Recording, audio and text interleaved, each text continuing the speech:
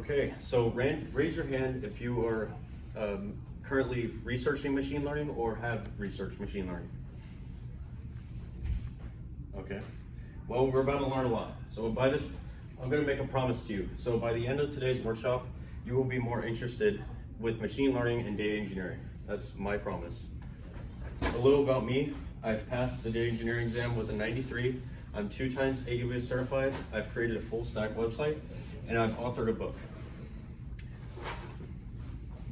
All right, so for today's agenda, it consists of data engineering and machine learning. So first, it's data engineering fundamentals and storage, and then it's databases, and then it's ETL, machine learning, and we'll have a break, and then we'll have a go to the code of this workshop. And as you can see, the difficulty will increasingly get harder as we progress. I'm going to be referencing this slide a lot. I'm going to be checking off each thing, and then every time I check it off, I'm going to ask you to summarize what we learned. So this is one of the cards that you have. If you cannot see or read the card, then you can take a picture real quick.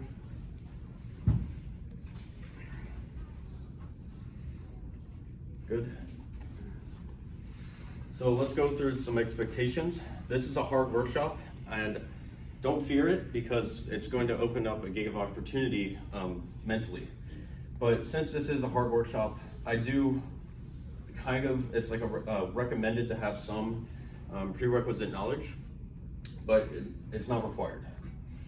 And for now, I strongly suggest that you take out a notebook and get ready to write some notes down.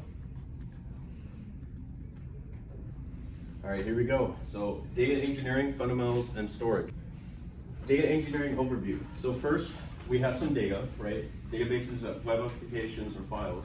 And that is stored somewhere in a data storage system or a database. From there, we can extract this data and transform it in a data pipeline and then load it somewhere else. So extract, transform, and then load. And once we load it somewhere else, we can then perform a bunch of different operations. We can analyze our data, we can visualize our data, and we can perform machine learning. So what do data engineers actually do? We are ensuring accuracy and consistency in data. So what does that mean? Accuracy means accurate to the real world, and consistency means across multiple tables. Imagine I had table 1, table 2, and table 3. And one column is the same for all of them. It must be the exact same values for this column, and for this column, and for this column, if we have 3 tables with the same column. So that's all that means. So we have consistency across our data. And what do we maintain? We're maintaining pipelines, infrastructure, performance, and security. First service of the day is Amazon S3. Amazon's simple storage system is using buckets as storage containers. And what they store is something called objects. And objects are simply put just files. So it's just a simple notation of what an object is. So first we have some data, and it's stored in Amazon S3. And then these circles are objects.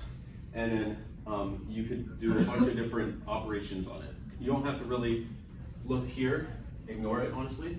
But first you take this glue, something called glue, extract this data, transform it, and then load it somewhere else. So I'm gonna go through this many times. If you don't get and understand right now, then you will later. But essentially, we have some data, we extract it, we transform it, and load it somewhere else. And once we load it somewhere else, then we can perform machine learning. So we've just covered data engineering fundamentals and cloud object storage.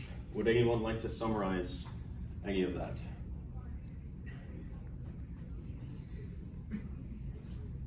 So what I understand by now is that there's something called Amazon S3 in which you just push in the data and it stores it in different buckets called objects. And then you can extract it using something called glue.